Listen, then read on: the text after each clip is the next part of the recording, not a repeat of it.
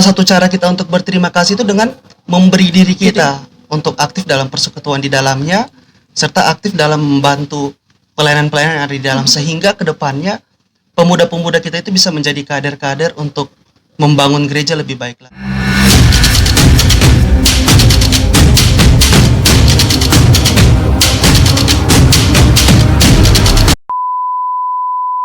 Shalom sahabat Kristiani, sahabat pemuda GKST.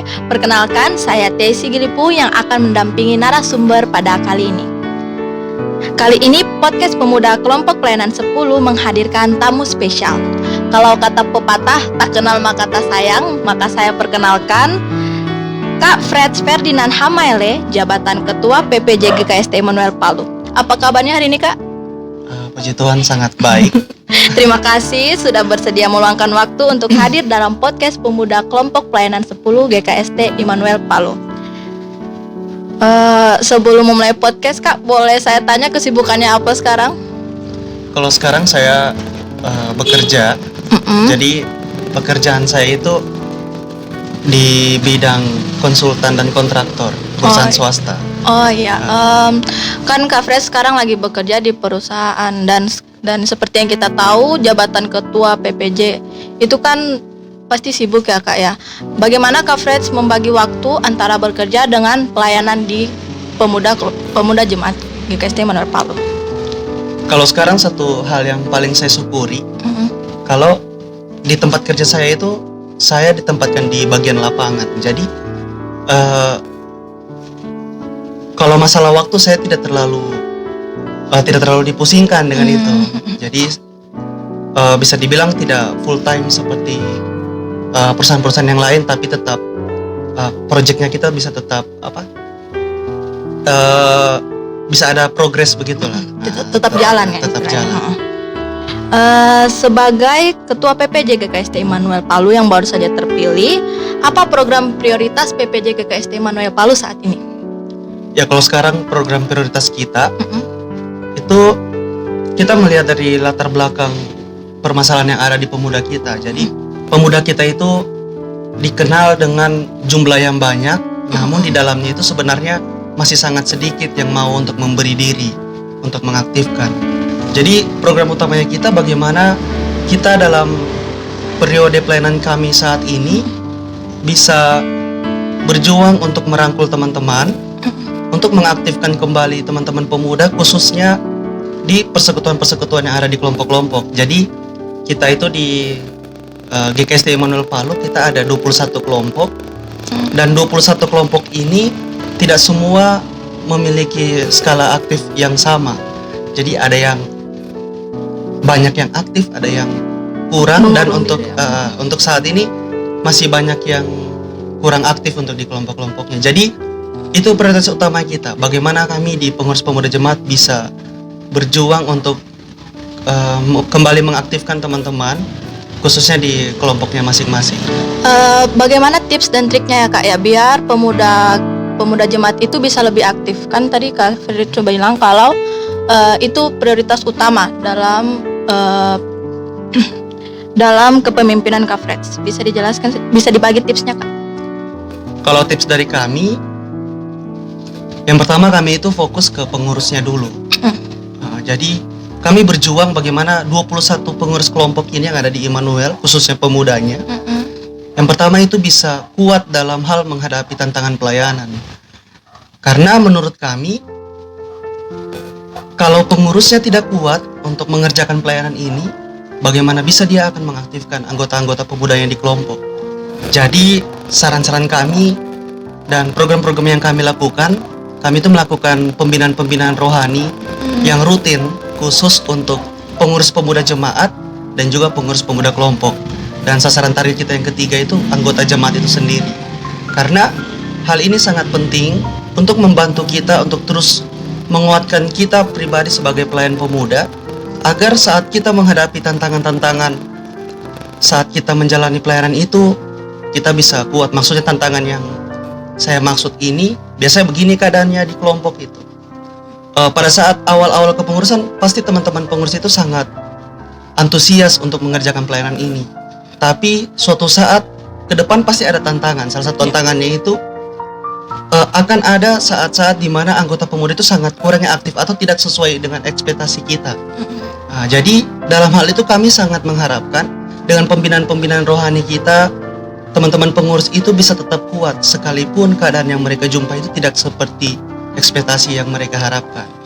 Dan juga program-program kreatif lainnya itu lewat kegiatan-kegiatan kita, kegiatan pemuda, lewat ibadah-ibadah yang kita kreatifkan, lewat pembinaan-pembinaan minat bakat, olahraga, musik, seni, dan lain-lain sebagainya. Jadi seperti itu.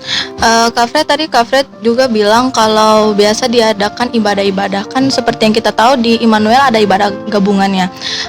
Kak Fred bisa saya tanya berapa jumlah keseluruhan anggota pemuda Jemaat GKST Palu dibandingkan dengan pemuda yang datang ibadah gabungan?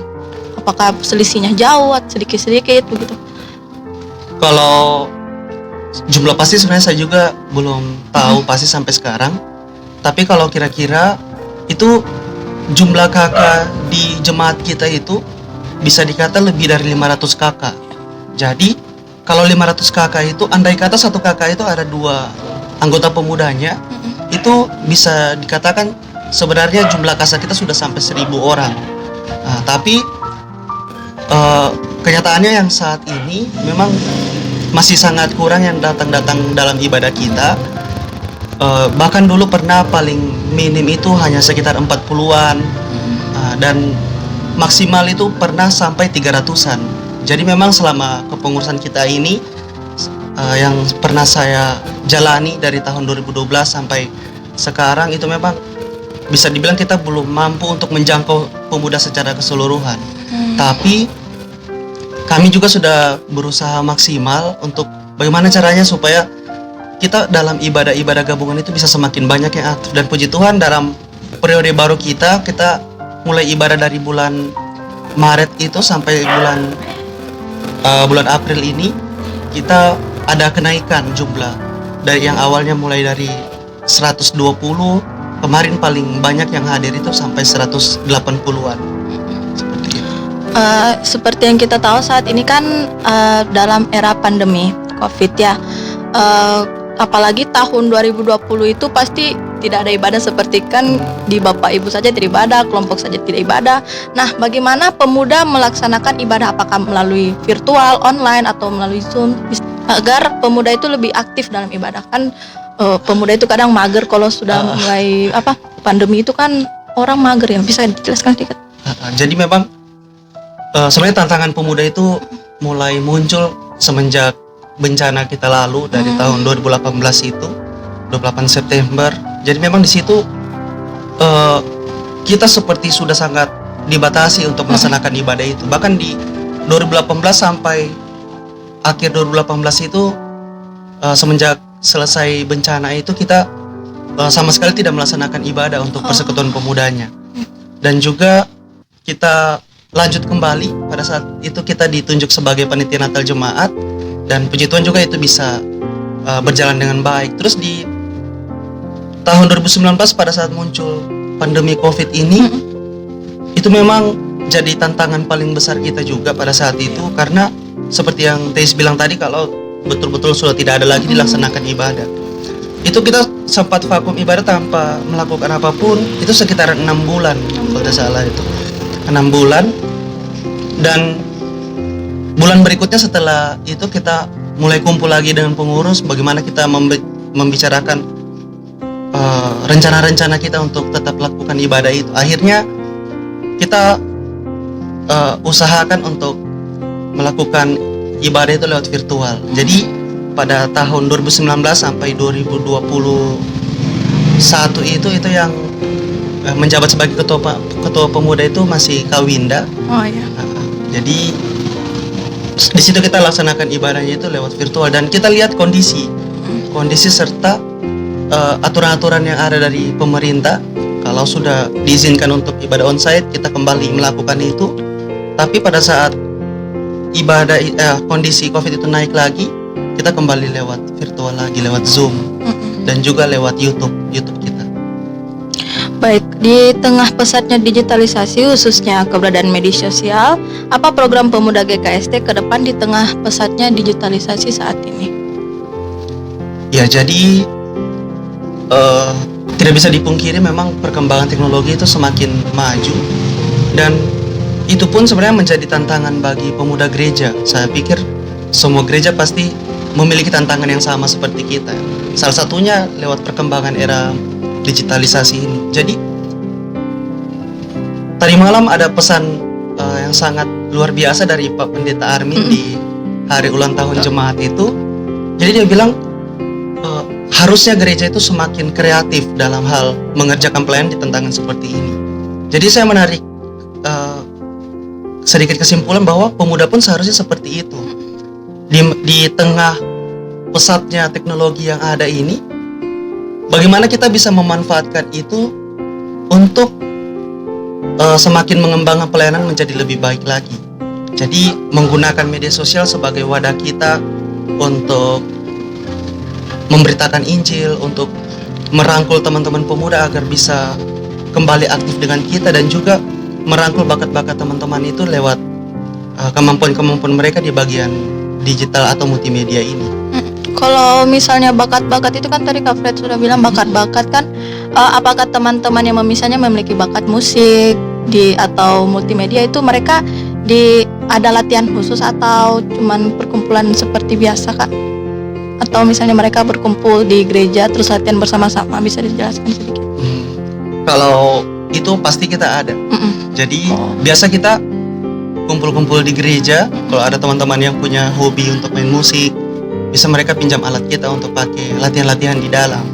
Dan khusus kalau kita ada kegiatan, itu kita pasti lakukan persiapan musiknya itu dia paling maksimal selama 2 minggu kita lakukan. Jadi itu kita mencari teman-teman di kelompok-kelompok yang punya bakat di bidang musik, di bidang tarik suara, dan juga kita sudah membentuk beberapa tim-tim musik pemuda kita untuk terus dibina sehingga bisa dipakai dalam pelayanan-pelayanan pemuda, baik di tingkat jemaat maupun dalam pelayanan ibadah minggu kita di gereja atau kegiatan-kegiatan besar lainnya. Jadi persiapannya itu mereka gunakan secret kita untuk latihan, alat-alat kita khususnya kami bersyukur juga sudah boleh memadahi latihan-latihan kita, dan itu akan terus kami upayakan supaya ke depan itu teman-teman pemuda itu semakin nyaman juga untuk mengembangkan bakatnya di dalam pemuda kita. Kak Fred, kan sebentar lagi tanggal 20 Juli mendatang akan ada HUT Pemuda GKST. Bagaimana persiapan PPJ GKST Immanuel Palu? Jadi untuk saat ini persiapan kita untuk menghadapi hari ulang tahun pemuda ini, itu kan rencananya kegiatannya akan dilaksanakan di GKST Immanuel Salutome. Itu di Kecamatan Kulawi bersama dengan Klasis Palu dan Klasis Sigi. Jadi kegiatannya biasanya itu dilaksanakan selama 1 minggu. Jadi dalam kegiatan ini itu dilaksanakan kegiatan-kegiatan pembinaan rohani, perlombaan-perlombaan, ibadah-ibadah, dan aksi-aksi sosial lainnya. Jadi untuk persiapan kita sendiri, kita akan membentuk kepanitiaan yang jumlah panitianya sudah ditentukan pada saat kita musyawarah kerja untuk membicarakan program kerja kemarin. Dan dalam mempersiapkan itu, yang paling utama kita persiapkan bagaimana kesiapan kita agar pemuda Immanuel yang akan ikut ke sana nanti bisa menjadi berkat buat teman-teman di sana, dan juga bisa menjadi teladan dalam hal memotivasi teman-teman lainnya, khususnya di jemaat-jemaat kecil, dan juga bisa menjadi teman sharing di sana. Ya, seperti itu. Apakah Kak Fred boleh tanya sedikit ya? Biasanya kan di Immanuel itu ada jemaat-jemaat mitra ya, jemaat di desa yang bisa dibilang desa-desa. Apakah pemuda pernah turun langsung untuk datang berkunjung ke jemaat-jemaat mitra, misalnya yang di Donggala atau kabupaten lainnya? Kalau untuk tingkat jemaat, terakhir kali itu kami laksanakan perkunjungan itu sebelum gempa itu tahun 2018. Itu terakhir kali kami melaksanakan bakti sosial itu di GKST Bulukupu, Kecamatan Kulawi, dan juga di gereja GKST di Makuhi. Di Makuhi. Jadi itu kita buat aksi pemeriksaan kesehatan gratis di sana. Dan untuk sekarang, untuk program pemuda jemaat kita belum ada memprogramkan untuk ke jemaat mitra.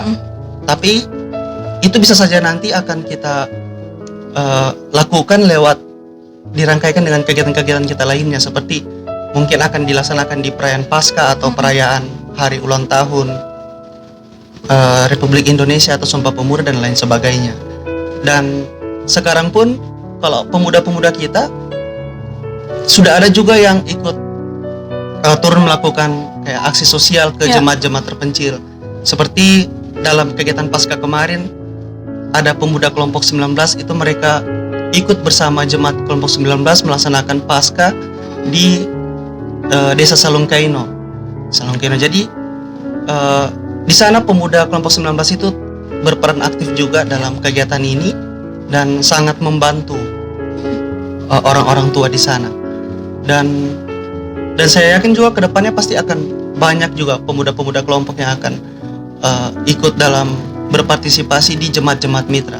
Karena kita ketahui bersama juga ternyata jemaat GKST Immanuel Palu ini memiliki banyak jemaat mitra yang tersebar di Klasis Palu dan Sigi.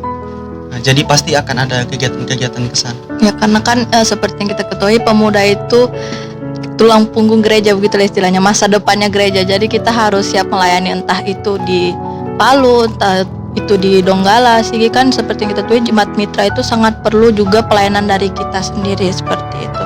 Mungkin karena adanya gempa jadi menghambat kinerja dari PPJ GKST Immanuel Palu. Nah, Kak Fred, kemarin kan CD jemaat baru diteguhkan. Nah, tapi hanya sedikit yang ikut bertumbuh dan melayani pelayanan di pemuda kelompok-kelompok GKST. Itu biasanya apa ya Kak yang menyebabkan mereka itu kadang malas? Bisa saya tanya lagi kayak balik ke pertanyaan. Iya, jadi memang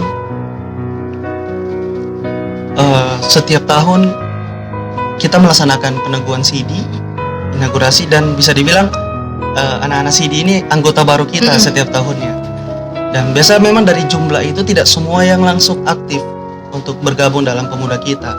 Tantangan kita banyak yang lebih tertarik untuk ikut ibadah di gereja lain. Ada juga yang lebih aktif di kampusnya atau pelayanan kampus, tapi tidak aktif di pelayanan-pelayanan di gerejanya. Dan juga ada juga memang beberapa yang betul-betul tidak ikut persekutuan sama sekali. Jadi menyikapi tantangan itu kita berjuang juga, maksudnya berusaha supaya pemuda GKST itu bisa tetap merangkul teman-teman kita yang kurang aktif. Jadi salah satunya lewat cara-cara kita pertama tadi, kita kembali harus membina lewat pengurusnya dulu untuk bisa membantu mereka merangkul adik-adik CD. Dan juga dari kegiatan-kegiatan kreatif kita bisa ajak mereka, salah satunya itu dengan melibatkan mereka dalam kepanitiaan Paskah. Kayak kedepan ini kita akan ada Paskah Pemuda, jadi beberapa dari anggota baru kita ini kita libatkan di situ. Dan juga kita berusaha untuk tetap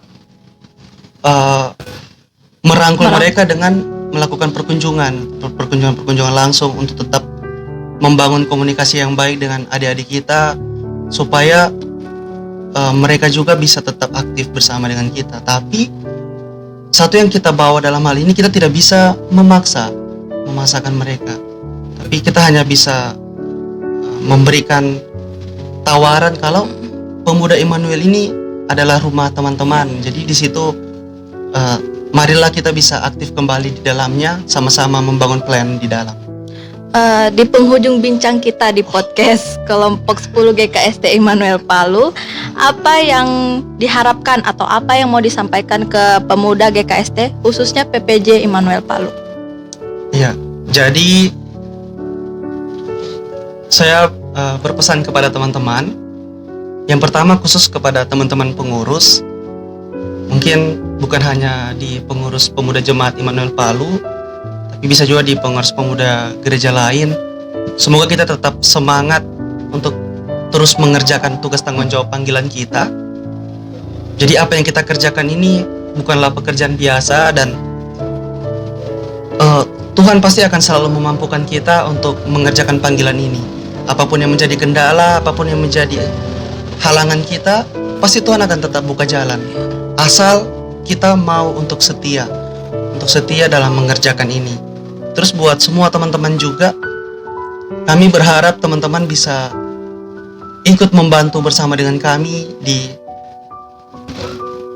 Persekutuan Pemuda Jemaat ini, ikut aktif di dalam, karena kita lahir, tumbuh, dan besar di gereja kita masing-masing.